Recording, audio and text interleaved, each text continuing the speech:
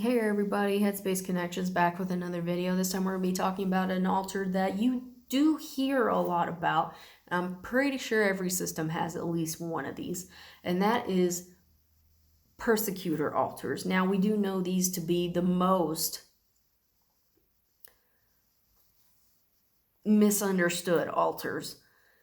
They are a very common type of altar, and for those of you that do know what persecutors are, often act in harmful ways, but because of the situations that made them, they have a protective logic behind it, even if it may not be seen as being very helpful.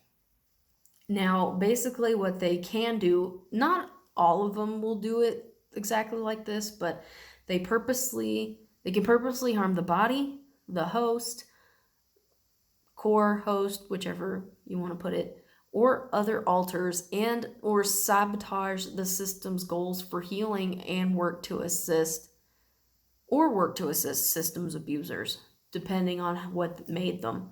For example, a child altar talking about abuse that was meant to have been kept secret and may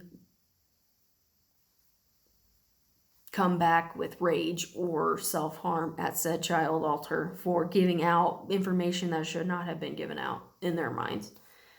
Now, they might hold a lot of self-hatred, and because of their actions, it provides kind of an outlet for internalized abuse and negative messages that the system carries. Now, as I mentioned earlier, they may believe that hurting the system is a way to basically keep everyone under control or teach them how to behave to be able to prevent further and or more extreme abuse from outside abusers. They may also reenact abuse and or trying to ensure that, future abuse isn't more harmful due to being like periods of time with little abuse. As mentioned, some persecutors are interjects of abusers and may or may not understand that they are not the abuser themselves. Because of the way they act, they oftentimes have a very distorted view of reality. And you'll find some that may even threaten to kill off the host or AMP, depending on if you go with the theory of structural dissociation or not. And appear to have no positive and or protective or positive intentions, but they can be engaged with, they can be helped. All altars in a system should be treated with equal kindness, despite their behaviors. Now, because persecutors and their actions, because of the protective logic behind their thinking, even if it is skewed, they're often seen as misguided protectors, which, as I said earlier, they can be negotiated with and they can be helped. So if you have a persecutor, perpetrator, avenger, or whatever that's giving you issues, don't lose hope. Don't give up. You can help them to be less damaging to the system. I know for us, we had a altar that was like an avenger, perpetrator, persecutor all in one, and his personality was based off one of our main abusers in our childhood. And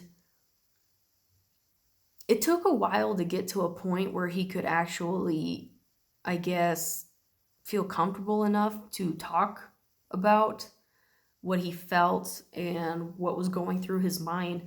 But from what we could gather with what time that we had being able to talk to him, he basically had so much self-loathing and so much self-hatred for the way he was and for the person that he represented. Even though he didn't even look like him physically, he carried their personality and he hated himself for it.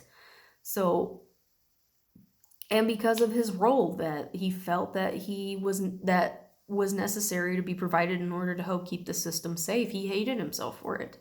So because of that, it took so much time to try to help him kind of turn himself around a little bit. And I mean, like I said, it took time, it took effort. He still had his moments where he would relapse and cause problems again, but eventually it just got to where he decided he didn't want to be the bad guy anymore, and he changed. And he tried so hard. I know when he first became a main protector, people were still afraid of him. Others in the system didn't want to be near him because they were afraid that he was, going to try to hurt him like he used to. But when the system mates started seeing how much effort he was really putting into it, they started to grow on him. They started to be more open to him. And like I said, it takes a lot of work, but it is possible. So for those of you that are having issues with him, like I said, don't give up. Don't lose hope. They can change and they can be helped, even if it seems scary or impossible now. But it is going to take a lot of work on the system's part and helping them do that too. Therapy also helps. I know when we started going to therapy, that really seemed to help him a lot too. But anyway, that basically covers our video for perpetrators. We hope it was insightful and helpful. And we'll see you guys next time. All right? Bye.